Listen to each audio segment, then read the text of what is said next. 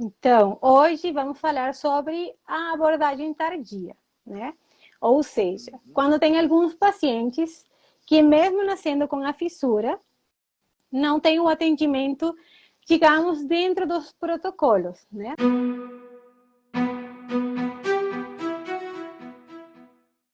Então, qual é o tema de hoje, Tia Mai? Então, hoje vamos falar sobre a abordagem tardia, né? Ou seja, Uhum. quando tem alguns pacientes que, mesmo nascendo com a fissura, não tem o atendimento, digamos, dentro dos protocolos, né? Que a gente acostuma, dos que a gente fala, os que a gente tenta adicionar no nosso dia a dia, na nossa rotina, mas tem vezes que isso não é possível, né? Então, também são pacientes que temos que abraçar e que temos muitas dúvidas para responder.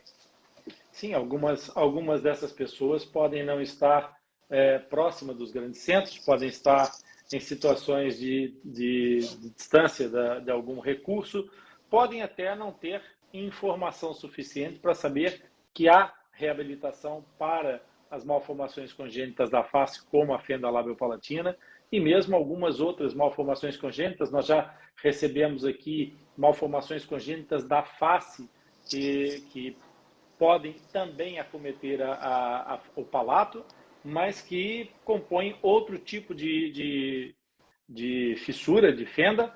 No caso, por exemplo, o nosso amigão, o Yarley, não é? Que tem uma Exatamente. fenda rara da face, e essas alterações de fato fazem com que essas situações estejam mais próximas de nós.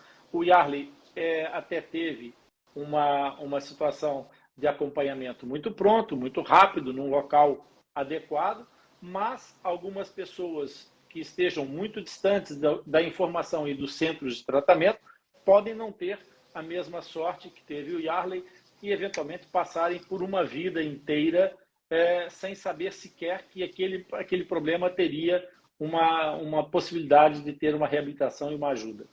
Isso, às vezes nem morando tão longe de um grande centro, simplesmente que, por exemplo, aqui você já teve muitos convidados que nasceram com fissura e que, mesmo identificando a fissura, falaram: não, isso fecha sozinho. Não, isso está tudo bem. Só que Sim, não está tudo bem, né? exatamente. Não, esse é um outro problema que nós encontramos no tratamento de fissuras e, no caso de alguns fissurados, mesmo os que não são tardios, que são a quantidade de informação que desinforma, não é? Aquela informação errada que está baseada em factos que não têm nenhum fundamento científico, são aqueles mitos, aquelas histórias que passam de geração em geração e nada tem efetivamente de verdade. Não é? Essas situações muitas vezes estão relacionadas com lendas, com situações que foram aproveitadas de algum evento, de alguma situação que aconteceu no dia a dia de um povo, de uma população, e, no entanto, alguém se lembrou de fazer uma ligação empírica, uma observação, e com essa observação acabar passando a palavra, e a palavra passada de pessoa para pessoa, há uma máxima, uma frase, uma expressão idiomática que diz que quem conta um conto aumenta um ponto. E essas coisas vão começando a tomar uma proporção muito grande e, por vezes, perde-se o controle dessas situações. Vamos começar com algumas das dúvidas, né? Que era o que podemos considerar uma abordagem tardia. É apenas se o paciente for adulto? O que você acha disso, tio Roney? Uma abordagem tardia, na realidade, ela poderia ser uma abordagem que não se estabeleceu dentro de um protocolo, seja ele qual for. Os protocolos, a gente já falou muitas vezes, são muitos, e as razões por que se escolhe um protocolo são assunto para uma outra pauta, para uma outra conversa. Mas o fato é que nos protocolos de saúde, nós estabelecemos momentos em que nós reconhecemos, por experiência clínica, por pesquisa científica, por evidência de tratamentos e acompanhamento de longo prazo, nós estabelecemos que há um momento melhor para fazer determinada ação. Então, esse conjunto de ações estabelecido num determinado tempo estabelece os critérios de um protocolo. E sempre que uma pessoa chega nessas situações depois do período suposto da janela de entrada para esse tratamento, será considerado um tratamento tardio. Mas aqui eu acho que a gente hoje pode se focar, porque isso dava para passarmos aqui o resto da noite conversando. Eu acho que a gente pode se focar, Tia Mai, naquilo que nós consideraríamos tratamento tardio, quando os adultos ou adolescentes tardios acima dos 18 anos chegam para procurar tratamentos para reabilitar a sua condição de fissurado, eventualmente sem ter tido nenhum acompanhamento ou tendo tido algum acompanhamento insuficiente ou ineficaz. Exatamente, porque sim, tem um tempo no qual a gente considera ideal, ou seja, que por evidência científica, por acompanhamento e por uma, assim, X quantidade de motivos, tem a evidência suficiente para dizer é o melhor momento. Só que, assim, claro, às vezes, por muitas razões, até, por exemplo, a situação que a gente viveu recentemente, a pandemia, isso atrasa um pouco o tratamento e podem se perder alguns tempos que são considerados ideais. Mesmo assim, se um paciente, por acaso, passa desse tempo que a gente considera ideal, é sempre importante salientar que sempre é um bom momento para tratar. Independente da idade, independente da condição. É sempre muito melhor fazer o tratamento no momento que o paciente conseguiu, que chegou o momento na lista, que chegou o momento na fila. Esse é o momento ideal. Claro, como já ressaltamos, tem momentos que são melhores, que tem talvez um melhor aproveitamento, que se a gente faz esse momento, os resultados se potencializam. Mas também, mesmo assim, tem pacientes que são tratados de forma tardia, que têm acesso ao tratamento depois de adultos, e mesmo assim, conseguem a reabilitação, têm uma fala considerada muito boa, ótima, e conseguem se relacionar na sociedade sem estigmas, que é o que a gente realmente são os objetivos do tratamento da fissura. Exato. Esse gancho que a Tia Mai dá aqui de conversa, ele é bastante interessante em duas vias, que até uma delas é até mais divertida, que é chegar depois do momento que está estabelecido no protocolo, não quer dizer que não seja proveitoso. Por exemplo, se alguém chegar na nossa live de hoje, daqui a 10 minutos ou daqui a 5 minutos, não quer dizer que não vai aproveitar, porque vai aproveitar muito. Por isso, vocês que estão a ouvir agora, partilhem a nossa live, chamem os vossos amigos para ouvir aquilo que a gente tem para dizer. Porque o que já foi dito é como o livro que já foi escrito nas primeiras páginas. Não tem como mudar. Agora, é possível mudar o final. Se alguém chegar nessa live, depois dela começar, perdeu uma parte pequena dessa live. Mas quem vier agora ainda vem a tempo de pegar muita informação. Então dá para escrever um final novo para esse livro. E dito isso, também podem fazer coraçõezinhos e essas coisas que é sempre importante. Compartilhar tudo. Isso, exatamente, a gente Para poder agradece. fazer essa informação chegar longe. Agora, voltando para o gancho principal, para aquilo que a Tia Mai estava falando, que eu acho que é muito válido, uma das coisas que eu sempre costumo chamar a atenção dos pais quando vem a primeira consulta, é muito frequente a gente ouvir a seguinte questão: ai, doutor, mas será que nós já viemos tarde ter consigo? Será que nós não perdemos muito tempo? Os pais e os fissurados que chegam à consulta numa equipa nunca vêm tarde. Vem a tempo de escrever um novo final para o seu livro. Mesmo que já tenha escrito 1, 10 ou 20 capítulos, não importa. A gente vai ter sempre alguma coisa que possa fazer para melhorar a qualidade de vida desse paciente. Portanto, há muitas ferramentas disponíveis, a medicina está muito evoluída, a ciência está muito evoluída, as pesquisas também e a técnica profissional também está muito apurada e desenvolvida. Por isso, nunca é tarde, nunca se deve pensar no tratamento tardio como uma corrida contra o tempo, no sentido de buscar o passado. O que passou, passou, está tudo bem. Vamos olhar para frente e resolver aquilo que estiver ao nosso alcance para poder fazer desse novo paciente que vai começar o seu processo de reabilitação, um paciente que vai, com certeza, chegar lá na frente com aquilo que nós almejamos todos, como disse a Tia May, com um sorriso aberto e sem aberturas. Isso. Aqui também tem um comentário que aparece. Conheço uma pessoa que iniciou o tratamento por conta própria aos 25 anos, pois a família escondia e tinha medo das cirurgias. Então, isso realmente não é raro de acontecer. A gente ouvir esse tipo de histórias e a gente vê. Inclusive, num grupo que eu participo no WhatsApp recentemente, eu vi uma história que o paciente, assim, ele só fez a palatoplastia com 26 anos, porque ele começou seu tratamento aos 3 meses, 6 meses, foi a primeira cirurgia do lábio. E então, como ele teve umas certas complicações na hora da anestesia e tal, então adiaram o tratamento. Os doutores que estavam, a equipe que estava atendendo ele, não, assim, falaram que não iam continuar no momento, e acabou que ele se mudou de cidade, a vida continuou e não deu essa continuidade. E então ele mesmo, por conta própria, procurou e nem operou na cidade onde ele morava. Ele contatou um grupo e assim uma mãe de um paciente fez contato com um outro hospital e ele teve a palatoplastia aos 26 anos. Mesmo assim, a fala dele está super bem.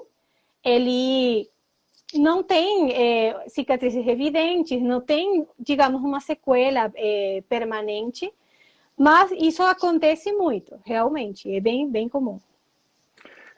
Na nossa história, dentro da própria história do Atlas Lipcast, nós já tivemos uma experiência dessa que foi partilhada pela própria pessoa que veio falar conosco, que foi entrevistada. E como a gente guarda sempre esses vídeos e coloca no YouTube mais tarde, no canal Rony Furfuro, vocês devem visitar, tem lá muitas histórias, muitos testemunhos e muita informação importante.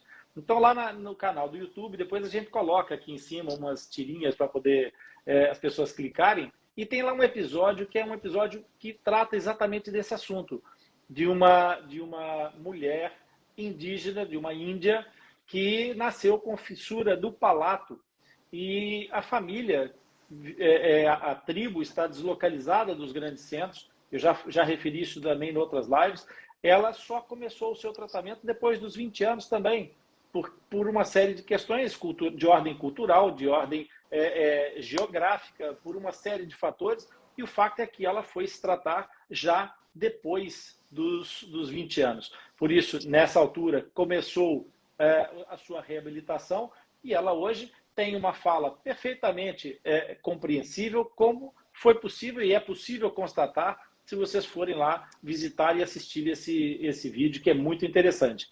Por isso, nunca é tarde, essa é a grande questão, e se for adulto, se for jovem, se for criança, há tempos, há timings que são ideais, mas fora do ideal é sempre tempo para se aproveitar e fazer o tratamento. Reabilitação de fissura labiopalatina pode e deve ser feita, no tempo ideal, com acompanhamento precoce, com acompanhamento desde o princípio, mas pode perfeitamente ser realizada, concretizada e obter resultados muito interessantes em qualquer momento. Exatamente. Não é isso? Isso. E até porque, por exemplo, muitas vezes quando as fissuras são tratadas nos momentos certos e tal, como já foi falado em outras lives, as crianças crescem ao redor das cicatrizes. Isso aí é um fato.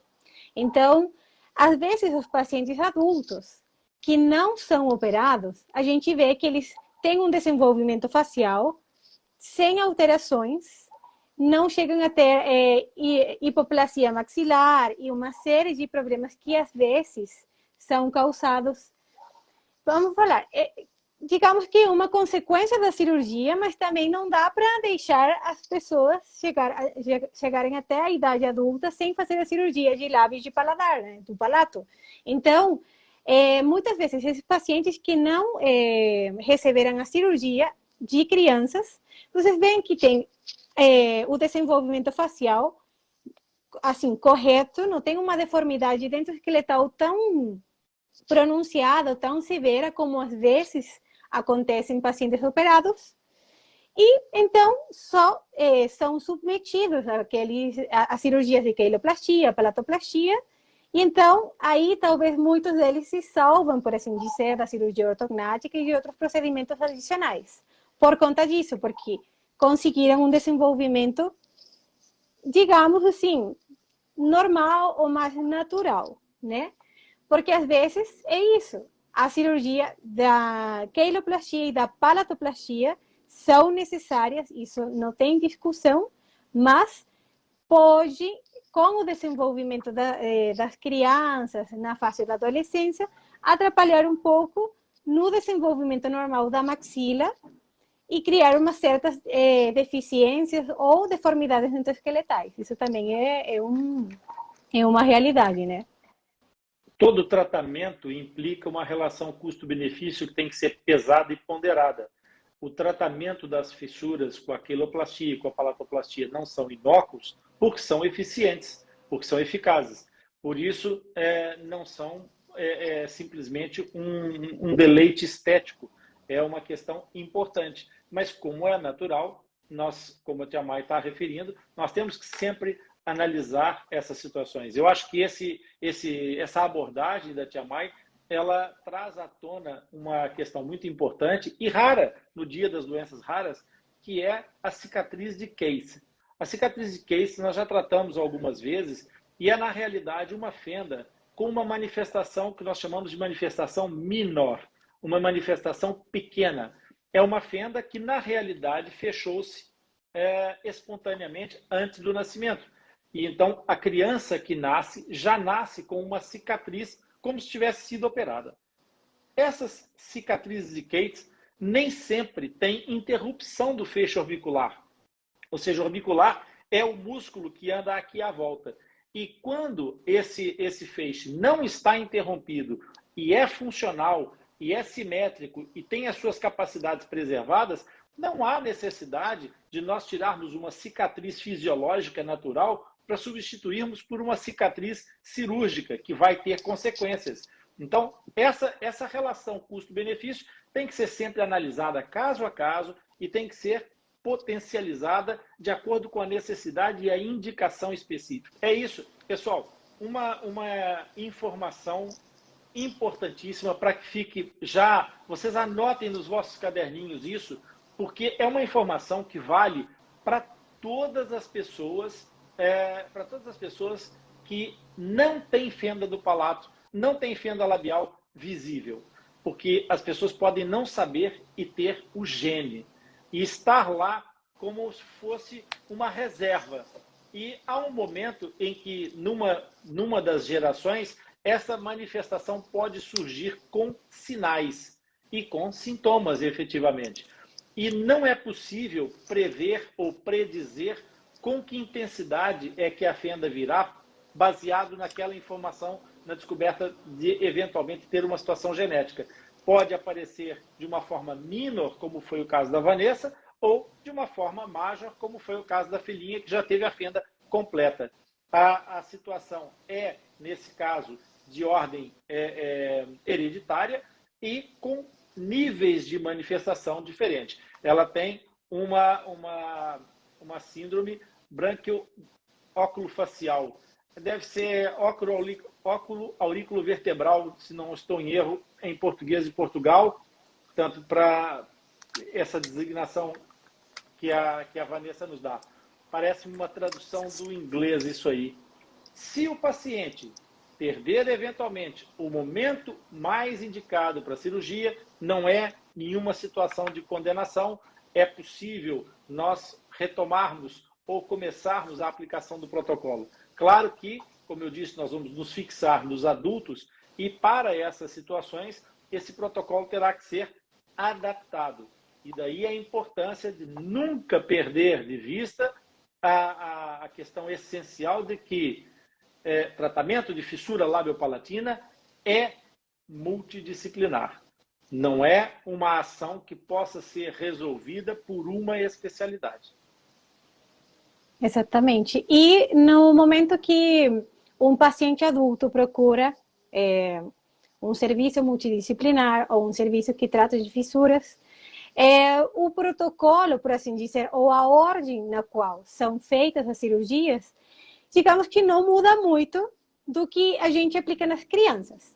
Porque, em caso esse paciente ainda não tenha feito a queiloplastia, é por essa cirurgia que a gente começa. É só que, sim, a gente também tem que considerar em um paciente adulto que vai fazer uma série de exames, de avaliações, exames complementares para avaliar o risco cirúrgico, que isso também é uma questão com anestesia e tudo.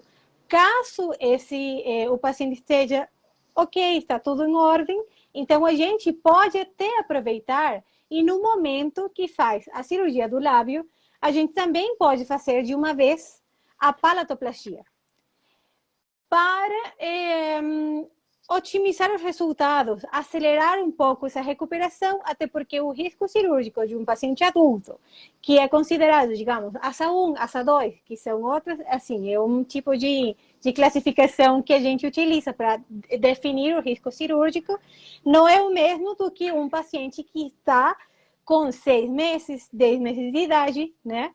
Então, é um paciente que pode suportar um procedimento cirúrgico mais longo, e então a gente aproveita e faz de uma vez o lábio e o palato. Então, aí pode aproveitar, né, aquele atraso que teve, talvez. Então, a gente aproveita e faz essas duas cirurgias, por assim falar. Caso falte a palatoplastia e o paciente tenha, por exemplo, o tema que a gente conversou ontem no nosso Dropcast, que foi sobre fístulas, que pode acontecer também. Então, a gente faz a palatoplastia e o fechamento da fístula. A gente sempre tenta aproveitar ao máximo os tempos cirúrgicos, porque um paciente adulto, digamos que suporta ou aguenta muito melhor uma cirurgia do que uma criança que tem poucos meses de vida. Exato. Aproveitando as nossas lives, sempre para trazer vocês para o universo dos tratamentos, é importante nós abrirmos o leque de informações sempre que surge uma informação nova. E informações novas são informações para vocês se familiarizarem. A Tia Mai referiu a classificação ASA, que é da American Society of Anesthesiology. Essa sociedade, ela classifica os pacientes em 5 estações, em 5 tipos de condições da sua saúde. E a classificação 1 é a classificação de perfeitamente saudável, pessoas que são saudáveis completamente, sem problemas nenhuns, e a classificação ASA 2 são pessoas que, tendo doenças sistêmicas, estão perfeitamente controladas, sem necessidade de intervenção médica constante. Por isso, essas pessoas são aquelas que nós consideramos, de uma forma geral, as pessoas saudáveis. Por isso, ASA 1 e ASA 2 significa exatamente isso. Pessoas que não estão com nenhum problema de saúde crônico, nem sistêmico, e que não estão sob tratamento constante e crônico de acompanhamento médico ou medicamentoso. Tá? E essa questão que a Tia Mai fala das fístulas e dessas situações de aproveitamento cirúrgico, eu também quero chamar a atenção que, mesmo nas crianças que cumprem um protocolo, nós temos todos a noção de que cirurgias são atos que se revestem de uma grande importância e que tem uma visibilidade para os pais e para as famílias e para os próprios fissurados, também uma visibilidade muito grande. Mas a cirurgia, nós tratamos, em geral, e especialmente nós do Atlas Lipcast, não como uma primeira opção, mas como um primeiro recurso.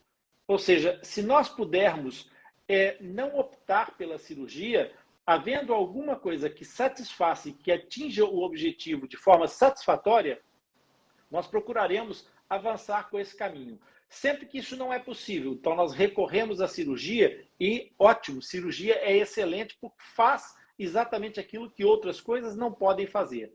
Mas considerando isso, nós temos que ter sempre em mente que nos protocolos cirúrgicos, as cirurgias devem ser concentradas no mesmo tempo cirúrgico o mais possível, para evitar novas intervenções, para evitar repetições cirúrgicas. Então, sempre que é possível, essa estratégia que a Tia Mai falou, ela é muito importante. Procurarmos fazer com que cada ato cirúrgico seja o mais rentável possível para o tratamento, de forma que a gente faça isso menos vezes.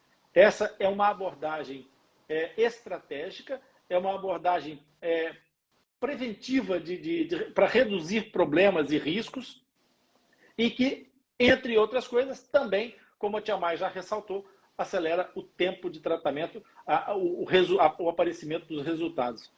Isso, Olá, até quando são feitas cirurgias desde crianças, uma coisa que sim é comum na maioria dos protocolos é a menor quantidade de procedimentos cirúrgicos para obter a reabilitação. Claro que, vamos ressaltar de novo, a cirurgia é só uma fase, a gente trabalha de forma multidisciplinar, mas sempre, a gente nunca trabalha sozinho, é só uma fase, é só uma parte, ninguém é mais importante do que outra pessoa dentro da equipe, é sempre todo mundo na mesma linha, é sempre todo mundo procurando o bem comum, que é a reabilitação dos nossos pacientes. A gente vai seguir um pouco mais, vamos viajar um pouco mais nesse raciocínio, que é a questão do protocolo do adulto. O protocolo de tratamento do adulto, ele segue uma essência, uma premissa que atinge todas as pessoas, que é, o primeiro passo é a avaliação, a anamnese, ou seja, é aquela parte da conversa com os profissionais, com o médico. E se houver um coordenador dentro da equipe que concentre e que distribua as informações para várias especialidades, será aí, nessa sede, que isso vai acontecer. Vai recolher todo o procedimento, toda a história clínica desse paciente em pormenores. Portanto, a partir dessa construção da história clínica do paciente é que vai começar o processo de eleição dos tratamentos e a sua sequência. Alguns tratamentos, no caso de pacientes tardios, de pacientes que já chegam com algum tempo de trabalho, alguns tratamentos podem e devem ser concomitantes. O que isso quer dizer? Podem e devem ser feitos ao mesmo tempo. Essas reabilitações tardias, elas têm exatamente essa característica. Nós precisamos construir a história clínica e se nas histórias clínicas nós conseguimos entender todo o processo que nós vamos elaborar de planos de tratamento, no caso do paciente fissurado tardio, isso ainda se torna mais importante, porque eventualmente nós vamos ter que lidar com algumas situações que foram compensatórias, porque o desenvolvimento sem tratamento vai fazer com que a natureza tenha que atuar para cumprir determinadas situações e vai tentar fazer com que algumas das estruturas se acomodem ou se adaptem, mudando a sua posição, que seria desejável, seria expectável se não fosse a presença da fenda, para uma posição adaptada para cumprir determinadas funções que são importantes por causa da presença dessa fenda. Então, vai haver aqui aquilo que a Tia Mai falou, uma dismorfia dentro esquelético. O que é isso? É uma mudança na forma da face, do esqueleto facial, para se adaptar a essa situação. Nós temos aqui uma dúvida. Agora não é exatamente sobre fístula, sim sobre o enxerto. Se acontecer do enxerto dar rejeição, os profissionais costumam fazer... Josi, a primeira questão sobre isso é te explicar o seguinte. Via de regra, os enxertos ósseos vão depender muito da fase em que o paciente se encontra em termos de maturação esquelética. Quando se faz enxertos ósseos com transplante autógeno, ou seja, quando o osso é retirado do próprio paciente, geralmente no osso ilíaco, que é o osso da anca, do osso da bacia, como chamam no Brasil, do quadril, esse osso ele é do próprio paciente. Então, ele vai ser retirado de um lugar e colocado no outro. Então, essa palavra rejeição, ela pode não estar bem aplicada para essa situação. O que pode acontecer de falhar esse transplante é haver uma reabsorção, ou seja, esse osso desaparecer antes de ser aproveitável, ou seja, não se fixar. E o outro processo é que nós fazemos, em geral, a escolha, a eleição desse osso da parte da anca. Por quê? Porque o paciente está em crescimento e vem ali, por aquela zona da fenda, a erupcionar o canino permanente. Então, é importante que seja, de fato, esse tipo de osso ali colocado, porque ele tem uma grande capacidade biológica. No caso de um adulto como o seu, eventualmente, fazendo uma cirurgia de enxerto ósseo, poder-se lançar mão de outro tipo de material para fazer esse enxerto ósseo que consiga um osso mais consistente, porque ele não tem que ser permeável à passagem de um dente. E até pelo contrário, ele pode ser alvo de colocação depois de uma estrutura implantossuportada. Por isso, tudo vai depender do tipo de situação que vai se abordar, para que tipo de reabilitação é que vai caminhar. Além da cresta ilíaca, também tem outros lugares que têm uma boa disponibilidade de osso para fazer. Às vezes são regiões intraorais mesmo, como, por exemplo, a região do mento ou a região do ramo da mandíbula. Então, em pacientes adultos que têm a mandíbula já desenvolvida, então, muitas vezes tem uma boa disponibilidade e então, aí, a gente toma o enxerto dessa região e coloca. Então, como você falou, realmente é bem difícil que um enxerto de osso autógeno ou autólogo, ou seja, do mesmo paciente, estou tomando osso de alguma região, seja da mandíbula ou do quadril, calota, da cresta ilíaca, da calota, mas é do paciente. Então, raramente vai existir uma rejeição. O que pode acontecer às vezes é tanto a reabsorção quanto a contaminação do enxerto. Por quê? A gente não só precisa do enxerto de tecido duro, a gente precisa do enxerto, assim, de tecido mole, porque o tecido mole é como o pano que cobre, né? Aquele osso que a gente está colocando no local. Então, esse tecido tem que ser assim suficiente, tem que ser adequado para cobrir esse enxerto. Então, muitas vezes, a gente tem até que ver, avaliar bem, talvez numa tomografia, a quantidade de osso que a gente vai precisar, fazer um bom planejamento e, muitas vezes, fazer até um planejamento e falar para o paciente, olha, no primeiro momento, não vai ser possível fechar, assim, ou colocar aquela quantidade de osso que você precisa. E a gente vai fazer em 2 fases. Por quê? E ainda mais quando, por exemplo, o paciente tem uma fissura bilateral. Então, a necessidade de osso é maior ainda. E o que joga um pouco em conta é a disponibilidade do tecido mole. Então, se a gente tenta colocar um prégio dentro de uma casinha, não vai dar. Então, a gente tem que colocar um osso que seja, digamos, condizente com a disponibilidade do tecido mole, fechar, fazer, digamos, um enxerto em primeira intenção. Aí a gente faz alguma movimentação ortodôntica, algum tipo de procedimento, e assim, numa segunda fase. Ou a gente faz o outro lado, se é um caso bilateral, ou a gente complementa esse osso para quê? Geralmente é por um motivo de implante, para colocar, assim, reemplaçar um ou dois, ou os dentes que forem necessários para fazer a reabilitação protética desse paciente. Então, muitas vezes, nos pacientes adultos, a gente pode utilizar o osso do mento e o osso do ramo da mandíbula, E assim, chega a ser até um procedimento um pouco menos invasivo, por assim dizer, porque o pós-operatório de uma cirurgia de cresta ilíaca é um pouquinho mais invasivo, ele precisa de repouso. Duas equipas. Exatamente. Quem vai tomar o enxerto do quadril e quem vai colocar e preparar o leito para receber esse enxerto. Então, são coisas que a gente tem que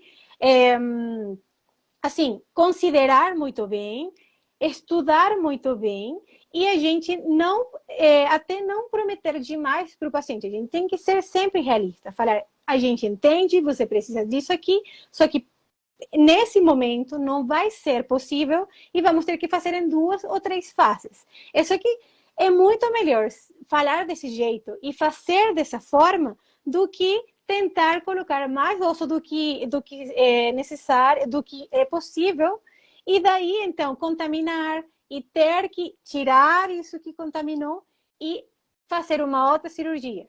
Então, a gente já estaria tratando com um tecido que já não está da mesma forma, um tecido que já está cicatrizado, que já passou por um processo de fibrose e de necrose, inclusive. Então, não é a mesma qualidade de tecido. Perfeito, perfeito, Tia Mai. E aproveitando que a Tia Mai falou sobre movimentação ortodôntica nessa fase, é importante lembrar para vocês que esse osso que vai ser colocado na zona da fissura, ele não está no código genético do fissurado. Naquela região, o livro de instruções de montagem daquele corpo não prevê que tenha osso ali. Então, há uma tendência natural na renovação do esqueleto que esse osso possa ser reabsorvido. E a menos isso, o que vai garantir para que esse osso tenha maior possibilidade de estabilidade é exatamente a função. Por isso é importante a ação conjunta do planejamento da equipe para que quando esse enxerto ósseo é realizado, essa estrutura óssea enxertada seja colocada em estresse funcional. Isso garante muito mais estabilidade do que qualquer outra coisa no caso do enxerto ósseo. E aqui eu quero aproveitar esse momento para falar sobre uma coisa, porque a Vanessa fez aqui um comentário, e eu já vou responder a tua pergunta, Vanessa. Ela fez um comentário sobre alguns kits, algumas coisas que havia para fazer enxerto ósseo. Eu acho que mais do que olhar para aquilo que havia, eu quero dizer a vocês que há uma nova janela terapêutica que surge e que já é realidade, já está aplicada, embora ainda em fase de pesquisas, não está disponível para toda a gente, mas já está a ser aplicada e já está em fase de estudos finais, que é o desenvolvimento de material do próprio indivíduo a partir de células-tronco e que faz com que não haja necessidade de buscar osso em lado nenhum, o próprio paciente vai gerar esse osso através de células-tronco.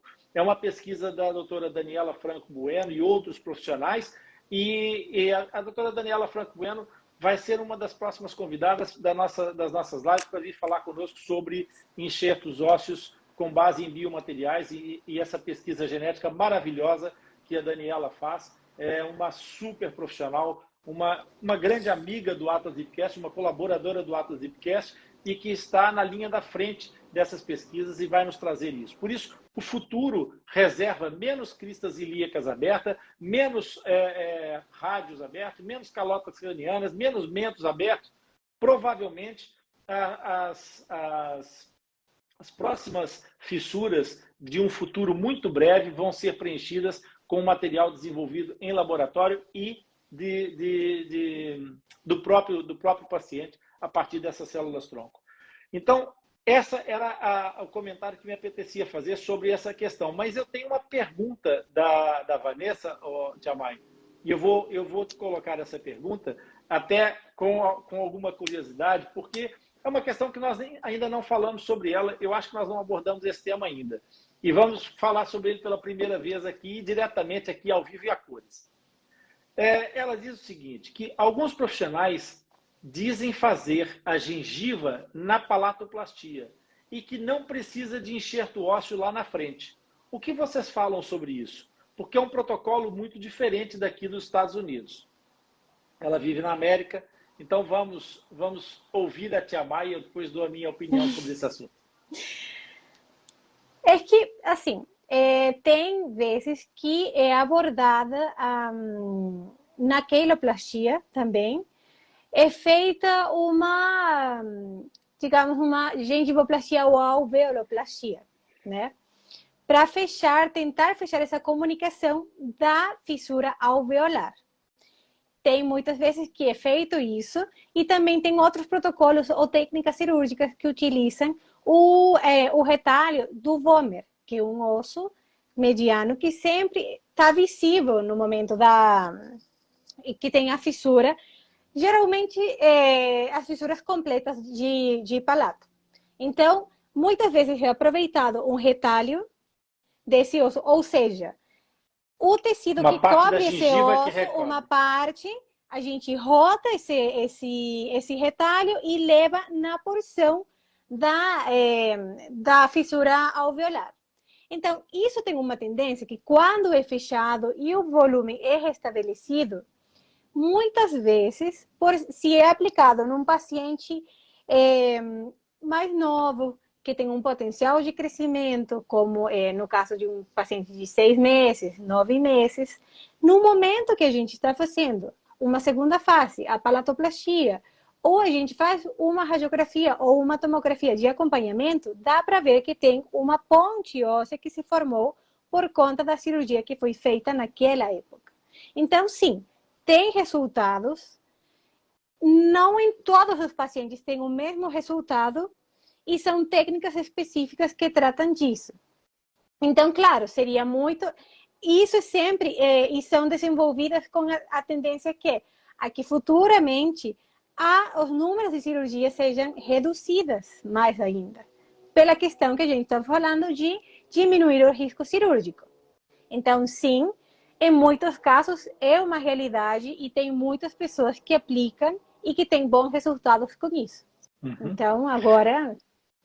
Continua, é com você. A minha opinião sobre isso é que um dos pontos essenciais de se estabelecer um protocolo é exatamente nós termos alguma coisa que seja aplicável e reprodutível na maioria das vezes. Essa é a grande questão e é o grande desafio, é a reprodutibilidade de uma técnica ou de uma opção terapêutica. E essa reprodutibilidade, no caso da intervenção precoce, já foi alvo de uma mudança de abordagem ao longo de muito tempo. Há uns anos largos, eu me lembro perfeitamente que havia, inclusive, a tendência que nós chamamos de enxerto ósseo primário, havia a técnica de enxerto ósseo primário, que se fazia exatamente na altura da erupção dos primeiros incisivos permanentes, fazia-se um enxerto ósseo primário. E durante alguns anos essa técnica foi dominante e depois na altura dos caninos acabavam por trazer a situação de fazer o enxerto secundário novamente, porque entretanto o osso foi reabsorvido porque não havia estresse funcional. A questão é que nas fendas onde essa técnica está objetiva, ela tem uma questão que essas crianças não vão ter incisivos laterais à partida, mas podem ter dentes supranumerários. O que é que são dentes supranumerários? São dentes que nascem depois da dentição normal, ou seja, fora daquilo que é o normal dos dentes. Para quem tem dentes a menos, porque teve uma fístula, uma fenda, para quem tem a ausência do incisivo lateral, ter um dente supranumerário que surja, que nasça nessa região ou próximo dela, pode ser extremamente interessante, porque esse dente poderá ser eventualmente, se possível, utilizado como incisivo lateral numa reabilitação protética com uma coronoplastia. O que é isso? Vão fazer uma plástica da coroa desse dente e transformá-lo naquele dente que falta. Então, esses dentes, quando erupcionam, eles acabam por gerar o tal estresse funcional na zona óssea. Quando nós não temos esse estresse funcional, a tentativa de reabilitar essas fendas precocemente aposta em situações de alteração da posição da coroa clínica. Então, nós temos zonas ósseas, no caso daquela zona da fenda bilateral que a tia Mai falou, são a pré-maxila, que é a zona anterior, onde deveria ter 4 incisivos e às vezes só tem 1 ou 3 ou 2, conforme a afetação da fenda. Nesses casos, às vezes o espaço da pré-maxila é insuficiente para acomodar os incisivos. Então eles torcem-se, eles rodam na sua formação para poder erupcionar de alguma forma. E essa abordagem do enxerto ósseo primário acabaria por criar uma extensão óssea que permitiria mais largueza e mais facilidade para a erupção dos dentes. No entanto, a reprodutibilidade disso deixou cair, porque ao ter que repetir esse enxerto ósseo e considerando a necessidade de ter um enxerto ósseo para um canino, que é um dente muito importante sobre várias estruturas, inclusive pela sua própria ancoragem, porque é uma raiz poderosíssima, grande, robusta. O que acontecia é que, por fazer essa primeira intervenção, aquilo que é a relação custo-benefício, que a tia Mai falou das cirurgias, acabava por deixar algumas fibroses, algumas aderências nesse tecido que dificultavam o segundo enxerto ósseo e fazia com que o índice de dificuldade no segundo enxerto ósseo, no enxerto ósseo secundário, acabasse por aumentar. Então, durante muito tempo, o enxerto ósseo primário começou a cair em desuso. E depois, recentemente, alguns colegas retomaram essa abordagem de fazer o enxerto ósseo primário ou, no caso, até fazer mesmo a cirurgia logo na queiloplastia, fazer uma primeira alveoloplastia para tentar fazer com que esse processo se estabeleça mais cedo. A grande questão é a reprodutibilidade. E, principalmente, por quê? Porque a variabilidade das formas das fendas é muito grande. E então o que acontece é que, se houver um desalinhamento da arcada dentária, e isso é bastante vulgar, a minha experiência clínica, e é só a minha experiência clínica, isso não é nenhuma verdade absoluta, a minha experiência clínica me mostrou, pelos estudos e pelos factos, pelas crianças que eu vi, que sempre que há um desalinhamento da arcada dentária, o sucesso da ponte óssea é muito mais baixo. E considerando que o desalinhamento é uma dominante, é maioritário em relação às pré-maxilas alinhadas, eu acho que essa opção terapêutica não deve ser abandonada, não deve ser ostracizada, mas não será possivelmente, e não é na nossa equipe, uma primeira escolha. Por isso, como a tia Mai falou, o Brian Summerled trabalha algumas técnicas muito, muito interessantes do ponto de vista cirúrgico, especialmente a palatoplastia de Summerled, que tem sido cada vez mais adotada pela beleza da eficácia que consegue produzir. Mas, de fato, nesse caso que nós estamos a falar, a grande situação, a grande questão é se nós vamos ter esse enxerto ósseo eficaz e suficiente para valer a relação custo-benefício na altura de fazer o enxerto, que é definitivamente muito importante e absolutamente mais comprometedor por causa da necessidade do canino. Ficar com um canino erupcionado para dentro da fenda é bastante mais complicador da reabilitação do que propriamente rodar um incisivo lateral, um incisivo central e colocá-lo na sua posição depois de ele estar erupcionado.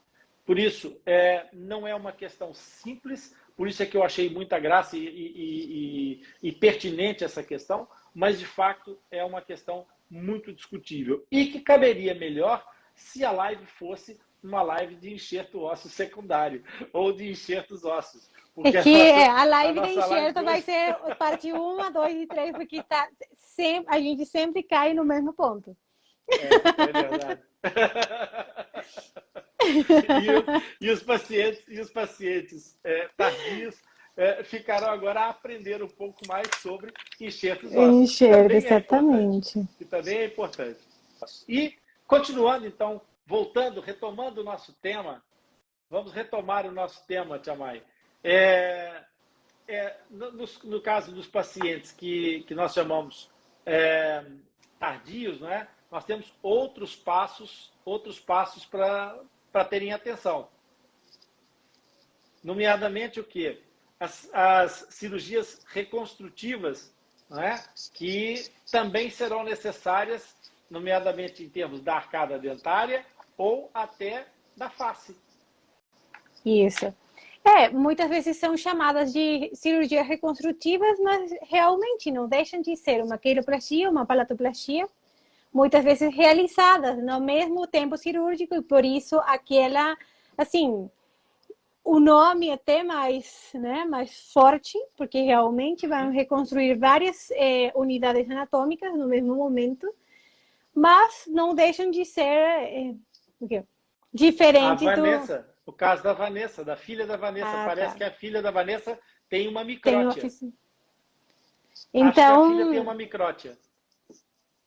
Então, daí, realmente, as cirurgias também dependem muito da idade, né? Porque já a gente também viu muitos vídeos e outras experiências. Por exemplo, pacientes que têm 60, 67 anos, que nunca tiveram uma cirurgia. Então, nesse caso, cabe de novo aquela parte do risco cirúrgico. Então, vamos supor, chega um paciente de 60 anos que tem alguma comorbidade, mas precisa de cirurgia de lábio, ele assim, conseguiu viver a sua vida, fazer tudo, só que tem a fenda. Então, a gente faz a cirurgia reconstrutiva ou a queiloplastia, além de uma questão de função, mas é por uma questão de estética, de ter a sua...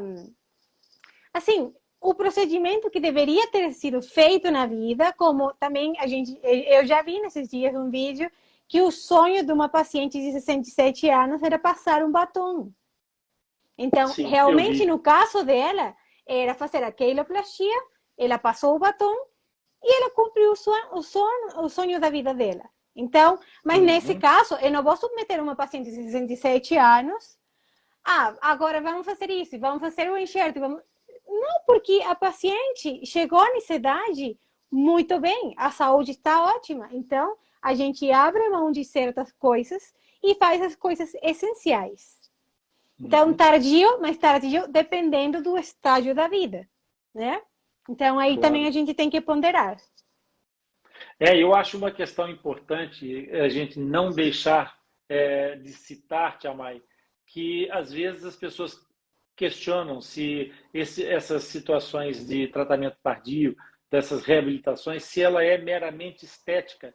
Eu acho que hoje em dia não se pode falar em meramente estética, porque estético envolve muitas vezes uma questão importantíssima que é a autoestima. Exatamente. E a autoestima é uma indicação cirúrgica, sim. Se a pessoa não está feliz, se isso condiciona a sua vida de alguma forma, é uma indicação cirúrgica, sim. E estética não é uma coisa que hoje em dia as pessoas colocam banalizar, um valor menor, banalizado, exatamente. Para uma mulher, por mais que haja a cultura ainda vigente da separação, da segregação entre homens e mulheres sobre determinados valores, mas para uma mulher de 67 anos, passar batom tinha uma conotação importantíssima. Os homens ainda da minha geração e até de uma geração mais jovem poderão não entender isso, mas a verdade é que para essas pessoas passar um batom no lábio lhes conferia um empoderamento, uma assunção da sua condição na sua plenitude, que muitas vezes pode ter referências subliminares que nós não podemos julgar, não podemos avaliar. E não podemos diminuir a dor do outro. Exatamente, porque a dor maior do mundo, Tia May, a maior dor do mundo é a sua de hoje. Porque a sua dor de ontem, ela é maior do que a de qualquer outro, mas já não é maior do que a de hoje, porque a de ontem você já perdeu um pouquinho a referência. E não é tão grande a de amanhã quanto a de hoje, porque a de amanhã ainda não chegou, você não tem bem aquela dor.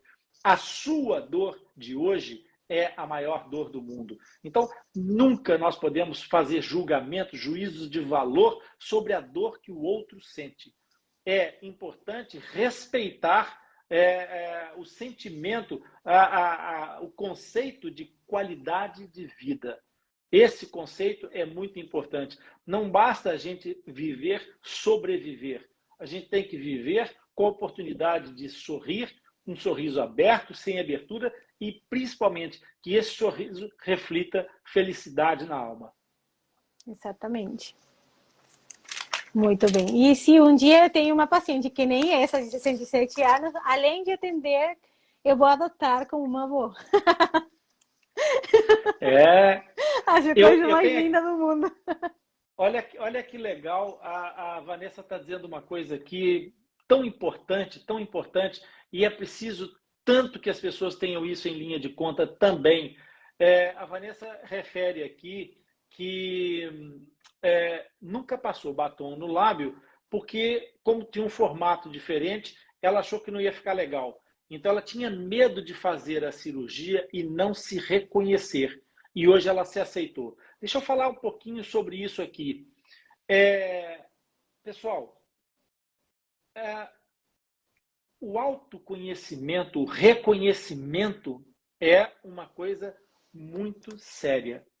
E muitas vezes as pessoas se metem em aventuras sem medir essa consequência porque desconhecem.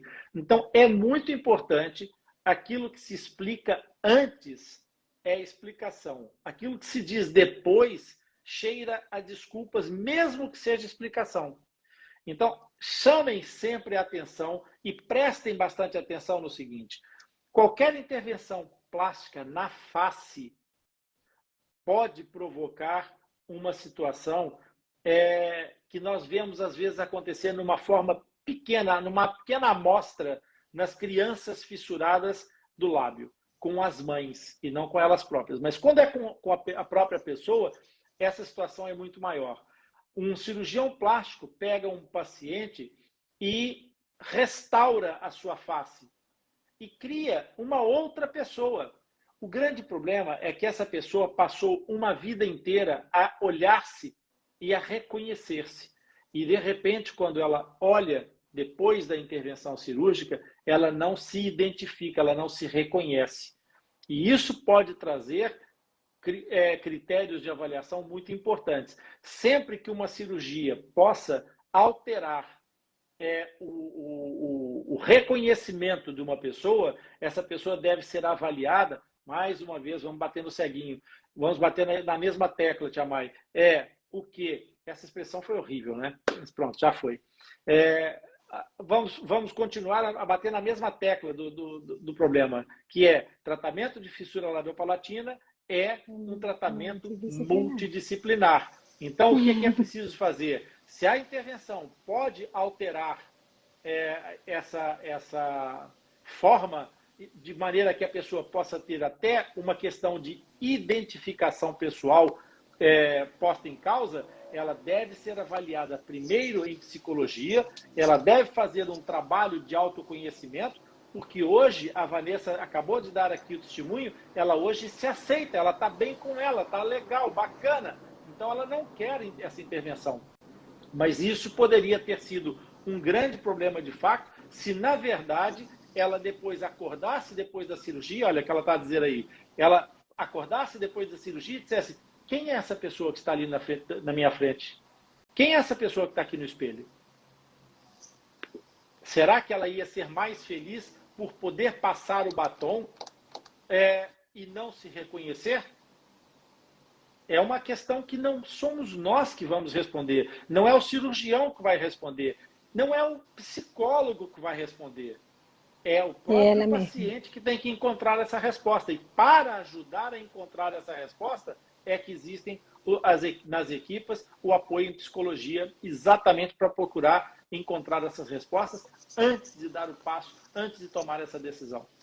Muito obrigado, Vanessa, por essa chega muito importante. Então, bom, já estamos vendo o horário, eu acho que então é isso, pessoal. Eu vou ter que fazer um corte na gravação, né?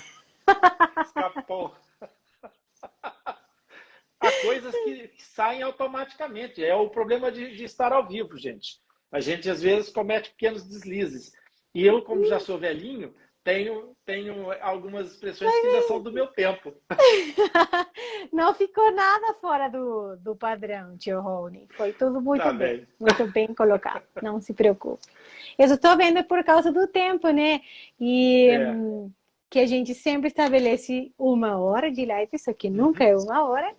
E, bom, realmente esperamos ter abordado o tema de uma forma bem abrangente, assim, e também falando de certas coisas específicas e muito importantes. Caso fique alguma dúvida, algum tema que ainda queiram abordar sobre isso, que é o tratamento tardio, pode mandar para a gente, que a gente, com o maior prazer do mundo, está aqui toda segunda-feira para conversar. Então, né, a gente tem 999 episódios ainda pela frente da primeira temporada, então não tem problema. Pode mandar.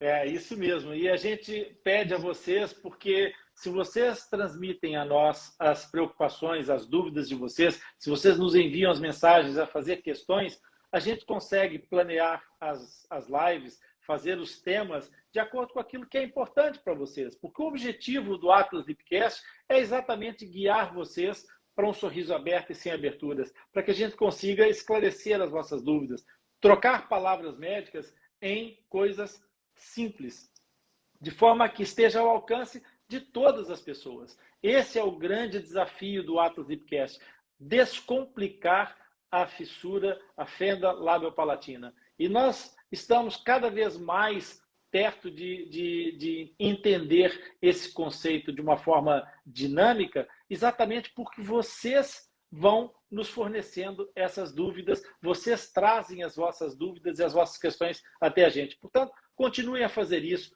partilhem as nossas lives, comentem as nossas lives, ponham aí os gostos, os coraçõezinhos, essa coisa toda, mandem essa informação para todo lado, para que a gente consiga, de fato, sair do mundo